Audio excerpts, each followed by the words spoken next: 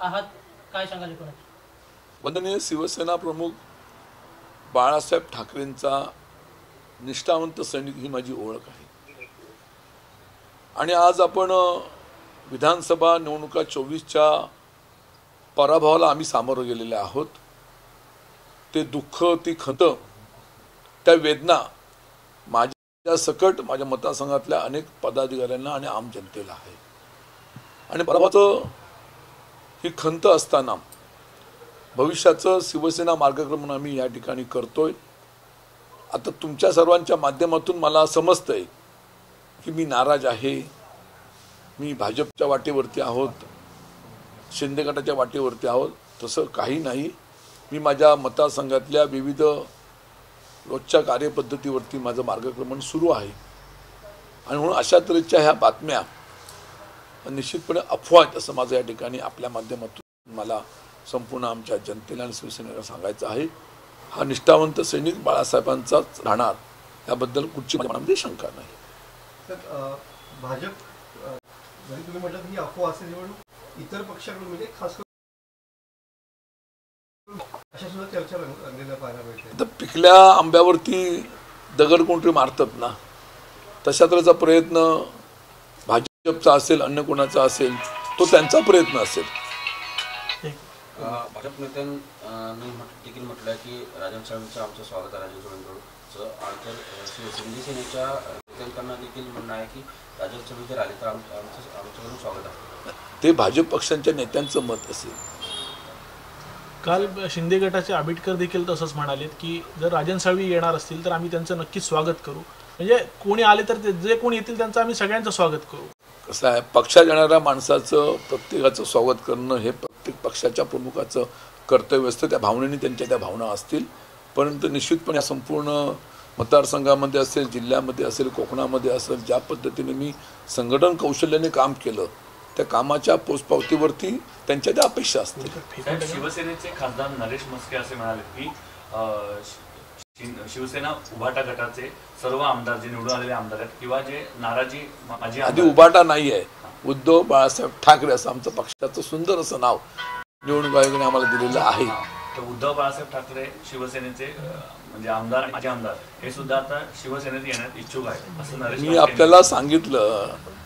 प्रत्येकाचं ते वैयक्तिक मत असेल, पण माझं मत, माझ्या भावना ह्या तुम्हाला सांगितलेल्या आहेत।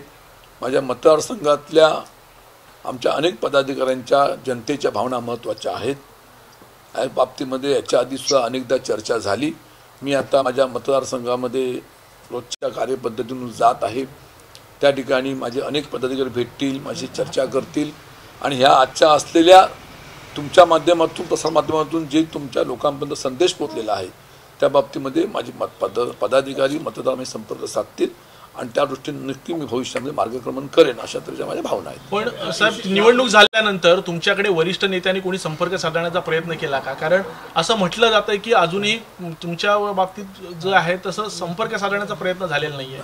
पराभवानंतर शिवसेनेचे पक्षप्रमुख उद्धव ठाकरे साहेबांनी मुंबई मातोश्री या ठिकाणी सर्व आमच्या पराभव झालेल्या उमेदवारांची मीटिंग घेतली होती।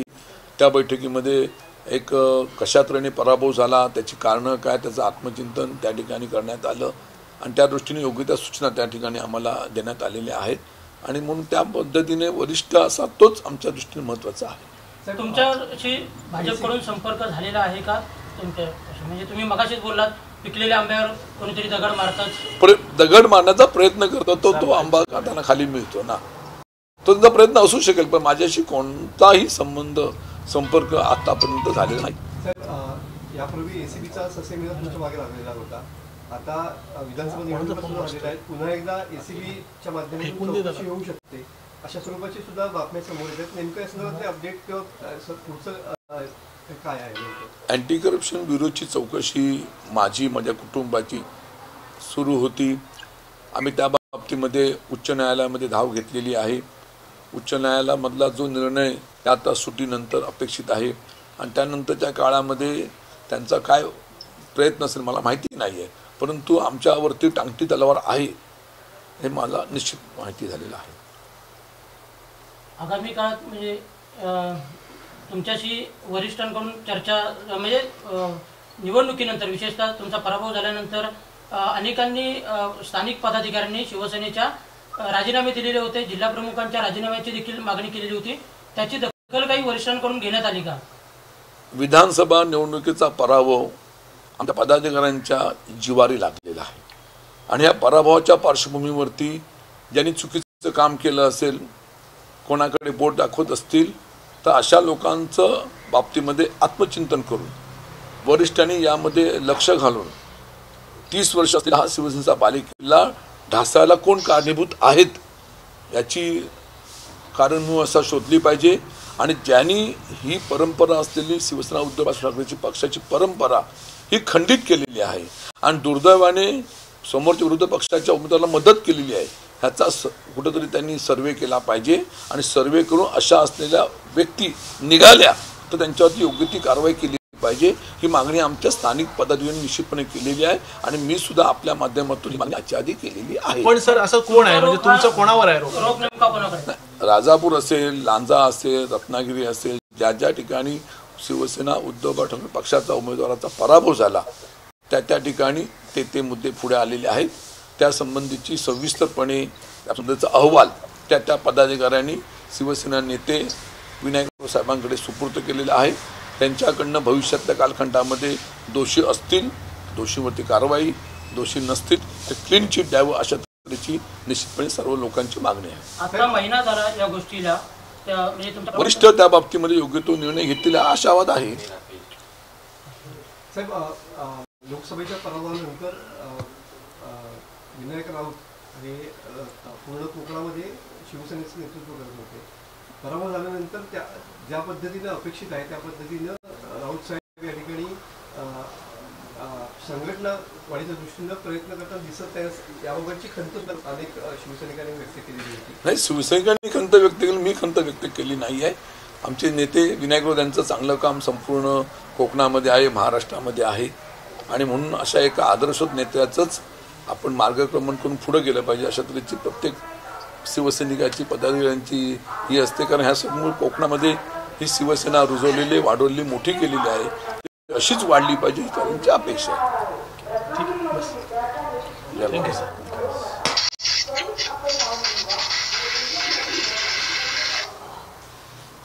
सचिन सावंत, हा बघ जागा मला लागली. म्हणते ती. अरे तुझा फोन काय पहिला सायलेंट कर.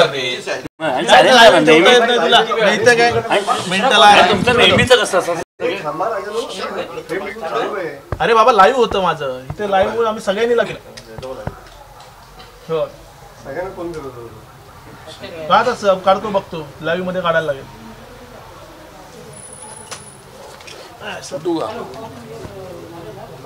बसल्या जागी लाईव्ह केलं. जिला लाईव्ह होतं, सगळ्यांना लाईव्ह होतं. बसू की उठू? हे राकेश, तुझा मोबाईल आहे ना, एक तर फेकून जरी दिला सायलेंट, दोन पैकी एक. नेहमी त्याच्यावर येत होता. अरे पण कशाला सायलेंट कर ना मग, बाकी सायलेंट करतात ते बोल.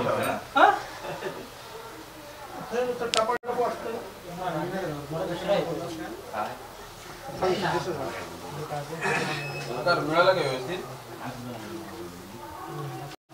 नाही मिळालं का? आम्हाला बघ रत्नागिरी तू राजन साहेब विश्वास नाही मिळालं का? बघा जरा.